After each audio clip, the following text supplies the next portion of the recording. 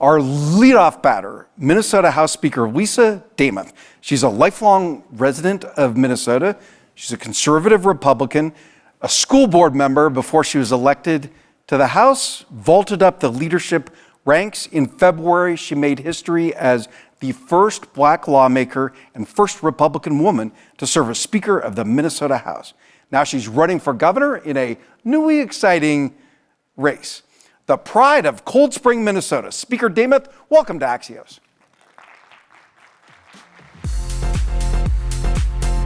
Speaker, thank you so much for joining us. Thank you very much. We so appreciate it. Thank you. You've long been a champion of rural access to healthcare, including EMS and including hospitals. We're going to go deep on your views about healthcare, including as a small business owner. But Axios always starts with the news. Tragedy in Minnesota yesterday. A woman in a Honda Pilot killed by an ICE agent in South Minneapolis. Thousands in our community have attended vigils and protests. Now, Speaker, yesterday you posted a statement and you said, as the investigation continues, I urge everyone to reject inflammatory rhetoric and escalation.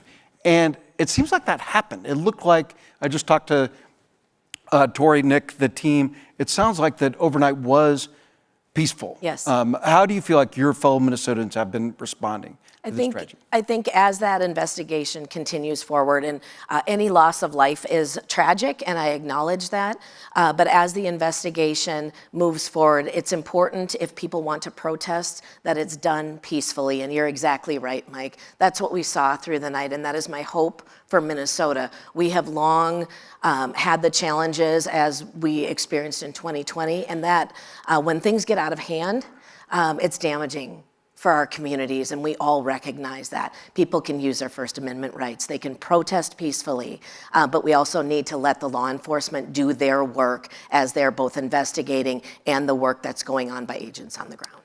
And what role could you and the Republican caucus play in de-escalating rhetoric? I think not just the Republican caucus, but specifically for myself, the way that I have conducted myself as a legislator, as a former school board member, and just as a person in general, a part of Minnesota, I think our rhetoric and the way we talk matters very much. And so if we can de-escalate by the words we choose to use and the actions we choose to take, it will be an excellent example for what Minnesota needs. And last question on this, have you talked to the governor since this tragedy? I have not had an opportunity to talk with the governor yet. And what will your message for him be when you do? I am willing to work with him in all ways, again, de-escalating things, allowing the process to take place, but then also to make sure that people can express their rights in a peaceful way, and that is my hope for Minnesota. Speaker, among your many gavels, you're a small business owner, a commercial property business, and so you feel healthcare up close. As costs escalate, what's the role that the legislature can do in helping fellow entrepreneurs, to both of us? Absolutely. So small business owners in Minnesota, specifically, I speak as one of them. Our family is involved in a little bit larger business. And as we've watched prices increase, I think the legislature's role is to partner and to look at different data as it comes forward and how can we contain costs, but make sure that people, Minnesotans in general, have access and the health care that they so desperately need. And what can businesses, startups, entrepreneurs, what can they do to help provide a better life for the people who are building with them?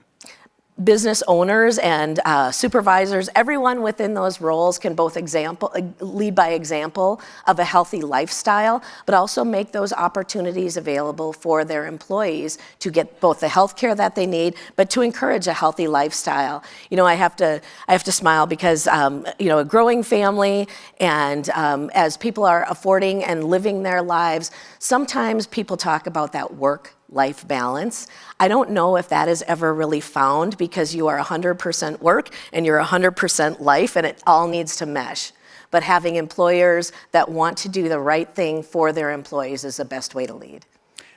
Speaker, something that aged well, as the kids say, you put on the website of your campaign for governor, you had 6 priorities, and one of them was ending a culture of fraud and corruption.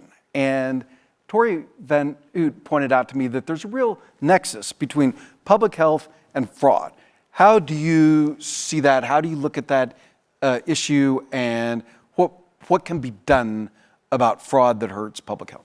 So fraud, specifically in Minnesota, is something that we've been talking about, and we've known that it exists for a number of years. It's really taken a spotlight right now. But when I look at the work that is being done here, a tour that I just experienced, there is a way to use data and AI, the analytics that come forward to help not just keep costs down overall, but yet we can also make sure that dollars aren't going out in fraud.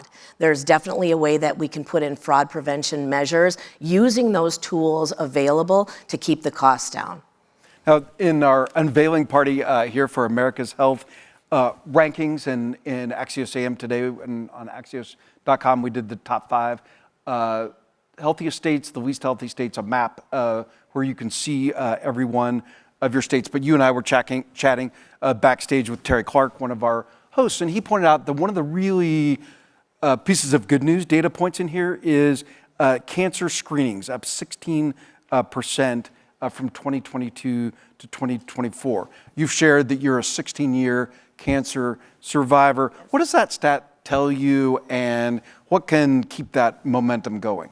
I think cancer screenings matter very, very much, and people need access to the screenings. As you mentioned, I am a 16-year breast cancer survivor, and it was early detection that made all the difference in the world. I was a very young cancer survivor, now that I'm past that, but it was screening that took care of that. So to see that cancer screenings in Minnesota are up, that is an excellent sign for the people of our state.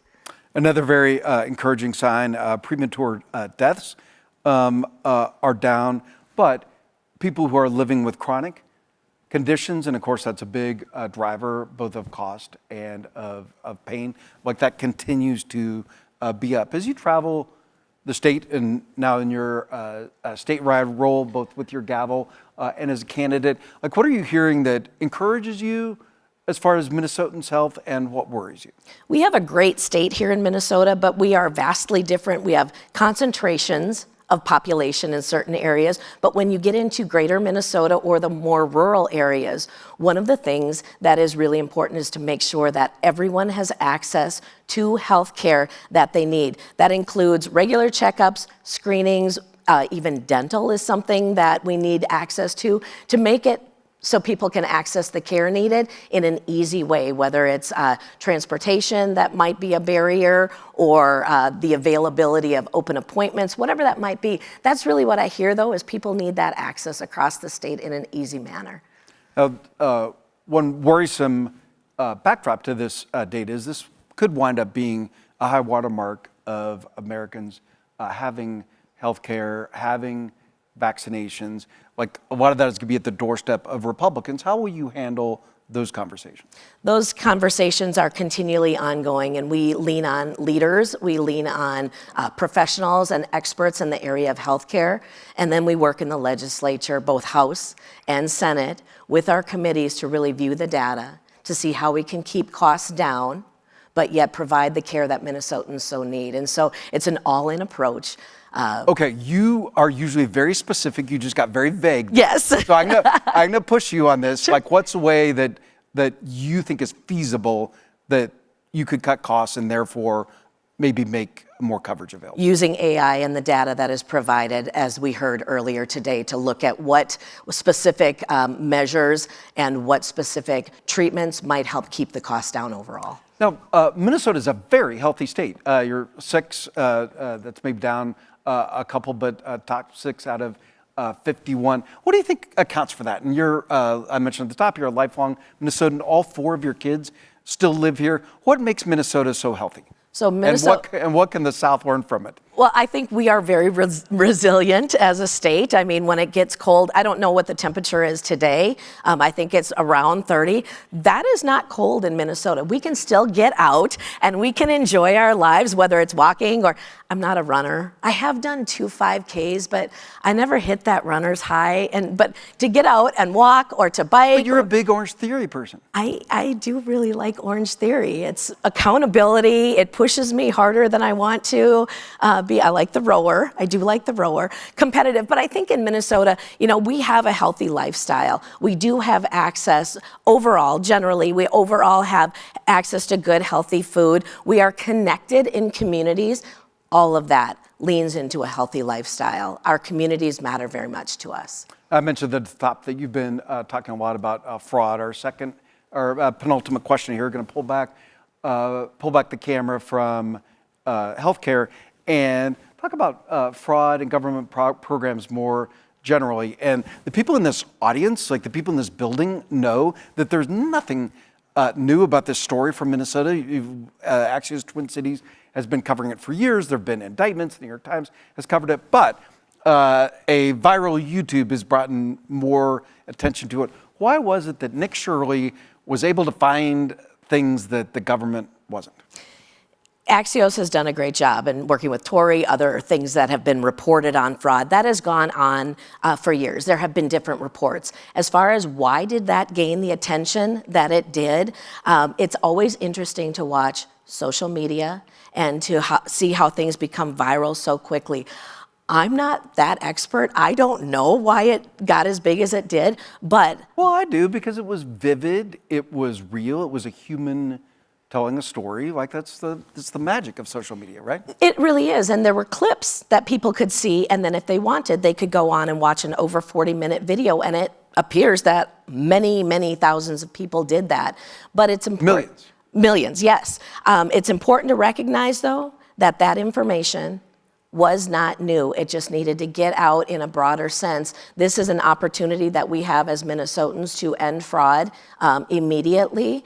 Still trying to provide the services that are so needed by Minnesotans, because any dollars that go out in fraud means the ones that need it the most don't get it. That is your tax dollars, our tax dollars, federal, state.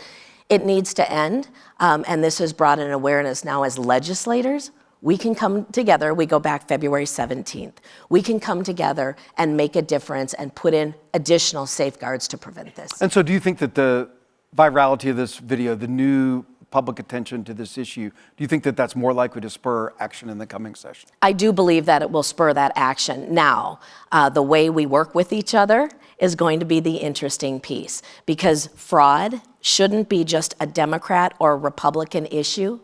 It should be lawmakers, leaders in the state coming together to prevent that. Some work was done last year, but much more work needs to be done this session. Speaker, my last question for you. You're running for governor as a Republican.